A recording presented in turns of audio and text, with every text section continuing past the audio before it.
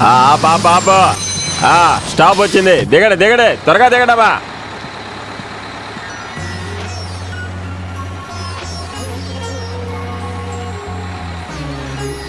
ఎందుకు లేట్ అయింది? లేటా? నువ్వు వచ్చి చాలాసేపు అయిందా? ఇప్పుడే వచ్చాను.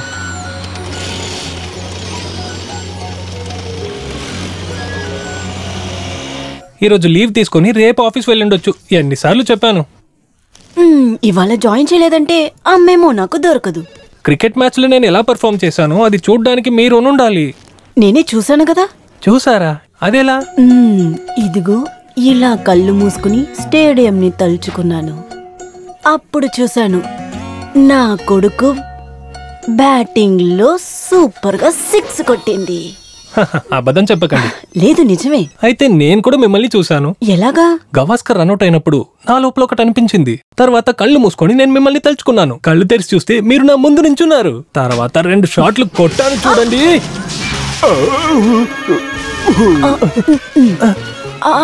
అమ్మయ్యా, అతను మనల్ని చూడలేదు. ఇంకేంటి తర్వాత ఏంటి? స్టేడియంని అదరగొట్టేశాను. ముఖ్యమంత్రి నాకు ప్రైజ్ ఇవ్వబోతున్నారు. ఇంకొక విషయం, బెట్ కట్టి గెలిచాను. 10,000 రూపాయలు. 10,000 రూపాయలు? అవును. ఆ 10,000ని ఏం చేశారు? అది మన కాదరన్న బిడ్డ పెళ్లి ఖర్చుల కోసం ఇచ్చేశాను. చాలా మంచి విషయం. పాప ఆయనకి 4 అమ్మాయిలే. మనకేవైనా ఆపదొస్తే ఆదరించడానికి ఓదారించడానికి ఆయన మాత్రమే ఉన్నారు. ఏం చేయాలో చాలా టెన్షన్ గా ఉండింది. మంచి విషయం, అది మనకి పుణ్యమే. చెప్పు. కాదరన్నయ్య బిడ్డ పెళ్లికి మీకు చాలా ఇష్టమైన ఒక అతను రాబోతున్నాడు. అతను ఎవరంటే సింగర్ యేసుదాస్. అలాగా? అలాగైతే నమస్కారం నాయుడు గారు. మీరు కొంచెం ఆలస్యంగా వచ్చారు. కొంచెం ముందుగా వచ్చుంటే యేసుదాస్ పాటను ప్రత్యక్షంగా వినేవారు. ఈ రోజు అడుగుతున్నారంటే పందిరంతా అదిరిపోయాక సెటప్ వేశారు. పార్టీలో వచ్చే డబ్బు ఈయనకి అస్సలు సరిపోదు. దేనికి డబ్బు ఎక్కడిదే? దేవుడు సాక్షిగా ఇది కాలేజ్ స్టూడెంట్స్ చేసిన పని. మీరు లోపలికి రండి, మీకు తాగడానికి చేస్తాను. సరే. అయినా కూడా బానే ఉంది కదా. మన నటరాజుకి ఎదురుగా కేసు వేసింది అతనే కదా? అవును, వాళ్ళు మీకోసం కాబట్టి స్పెషల్ గా తీసుకొచ్చాడేమో. పెళ్లి వారి ఇల్లు అన్న వెంటనే ఎలా వచ్చారు చూసారా? రావయ్యా. హలో. అవును. ఏమిటి నవ్వులు ఎక్కువైపోయాయి? ఇంకెవరి పేరు మీదైనా కేసు పెడదామని ఆలోచిస్తూ ఉన్నారా? మా మంత్రి గారు నీకోసం డిస్టర్బ్ అయ్యారా? ఇలా చూడండి, కాస్త మర్యాదగా మాట్లాడండి. మర్యాద నేర్పడానికి నువ్వెవరు? లేక నువ్వు ఆగు. ఏమిటి గొడవ? కాదర్, ఇలాంటి వాళ్ళని మన పెళ్లికి అస్సలు పిలిచుండకూడదు. విజయన్ గారు గొడవ చేయొద్దు.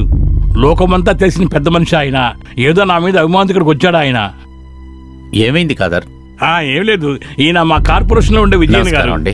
సరే, ఇక్కడ జరిగే చూసి నేను మాట్లాడకుండా ఉండలేకపోతున్నా. తెల్లతోలు ఉంది కదా అని ఊళ్ళో వాళ్ళందరి మనసు చెడగొడుతుంది తను. ఎంత ఆడపిల్లైనా తను నోరు తెరిస్తే చాలు అన్ని పచ్చి అబద్ధాలే. మీకు తెలుసా, మా మంత్రికి ఎదురుగా అబద్ధపు కేసు పెట్టింది తను. ఎలాగైనా ఉండేనండి, అలాగని నలుగురిలో ఒక ఆడపిల్లని ఇలా మాట్లాడతాం సరికాదండి. రాజకీయవాదులు ముందల నేర్చుకోవలసింది నలుగురిలో ఉన్నప్పుడు ప్రజలకి విలువ ఇవ్వటమే. ఈ మంత్రి పదవి, చైర్మన్ పదవి అంతా జనాల్ని భయపెట్టడమో కష్టపెట్టడమో కాదు, వాళ్ళకి మనం రక్షణగా ఉండటమే. అది మీరు మర్చిపోకండి. అదేనా దాసన్న, ఇది అర్థం కావాలంటే జ్ఞానం ఉండాలిగా. ఈ ఊర్లో అట్లీస్ట్ ప్యూన్ అవ్వాలంటే టీచర్స్ దగ్గర ట్రైనింగ్ తీసుకోవాలి. కానీ ఇప్పుడు రాజకీయం చేస్తున్న చైర్మన్ కి, మంత్రికి అవన్నీ అవసరం లేదు. వద్దండి, ఫాదర్ చెప్పింది కరెక్టే. ఈ ఊరు ఏలటానికి చదువు అనేది లేకపోయినా తన కుటుంబాన్ని కాపాడటానికి తనకు అనుభవం ఉండాలి. అవతల వాడి కష్టము నష్టము తెలుసుకుంటానికి మంచి మనసు ఉండాలి, మంచి మనిషి ఉండాలి. ఇది అందరి మనసుల్లో లేకపోవటమే మనకు పెద్ద శాపం.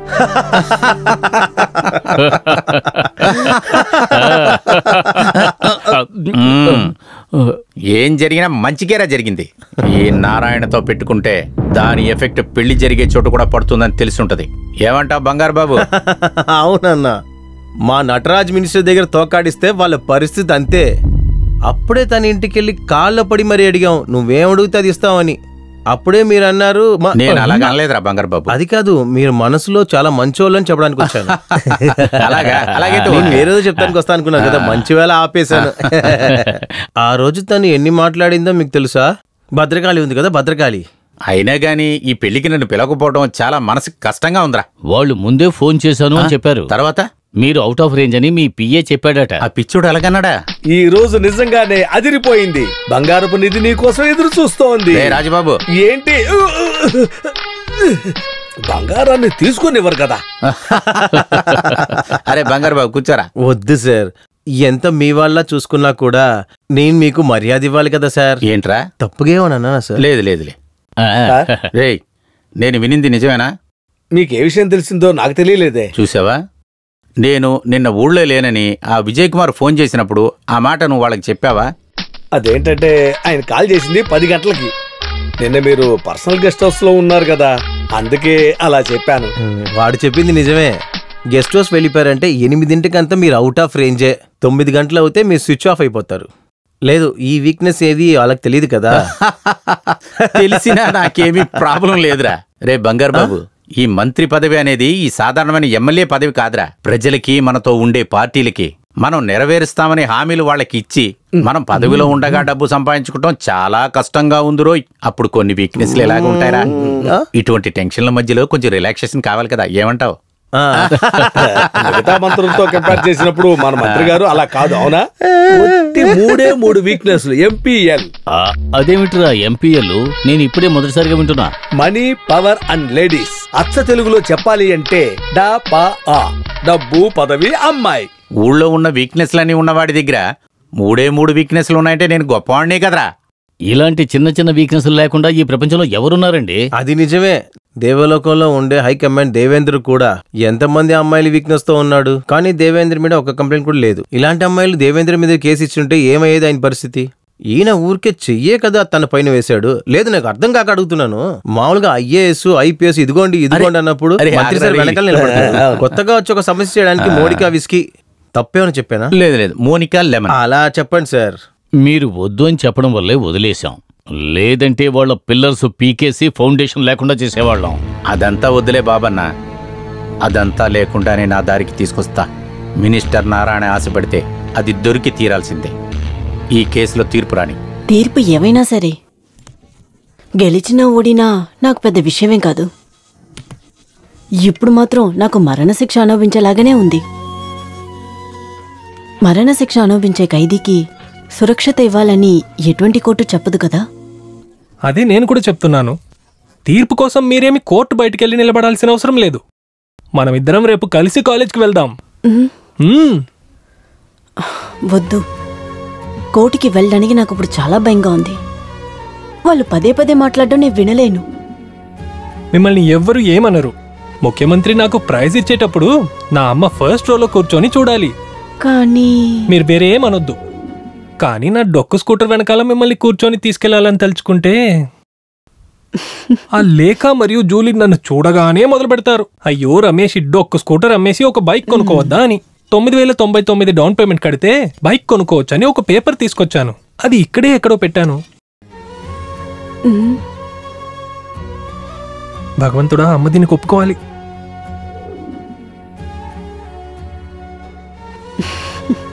అమ్మకి ఆశ లేదని కాదు బాబు, నిన్నొక రాజకుమారుడిలా పెంచాలని నా ఆశ.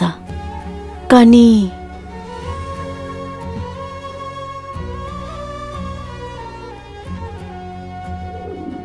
మీ నాన్నగారు మాత్రం ఇప్పుడు ఉంటుంటే. అయ్యో, ఏడుస్తున్నారా? నాకు తెలుసు మీరు నాన్నగారు అప్పు వల్ల ఎంత కష్టపడుతున్నారని. ఆ కేసు, వకీల్ ఫీజు అదంతా నాకు తెలుసు. నేనేం బైక్ వెంటనే కొనాలన్నట్లేదే. ఇప్పుడు మన మీద ఉన్న అప్పులు అన్ని తీర్చిన తర్వాతే. అవును, నేను కూడా సంపాదిస్తాను కదా. అప్పుడు మీరు కావాలంటే చూడండమ్మా, ఈ అద్దెకున్న ఇంటిని వదిలేసి దీనికి ముందు మనం ఉన్న ఒక పెద్ద బంగ్లా లాంటి మన కొత్త ఇంటికి మిమ్మల్ని నేను మహారాణి చేస్తాను. మీరే అమ్మ మహారాణి. తర్వాత బెంజ్ కార్ ఎక్కి నీకు ఇష్టమైన చోటుకి వెళ్ళొచ్చు, సరేనా? కానీ రేపు మాత్రం నా డొక్కు స్కూటర్లో మీరు రావాల్సిందే. వస్తారు కదా? రావాలా? అవును, రేపు మనం ఇద్దరం కలిసే కాలేజ్కి వెళ్ళాలి. Yo-yo yeah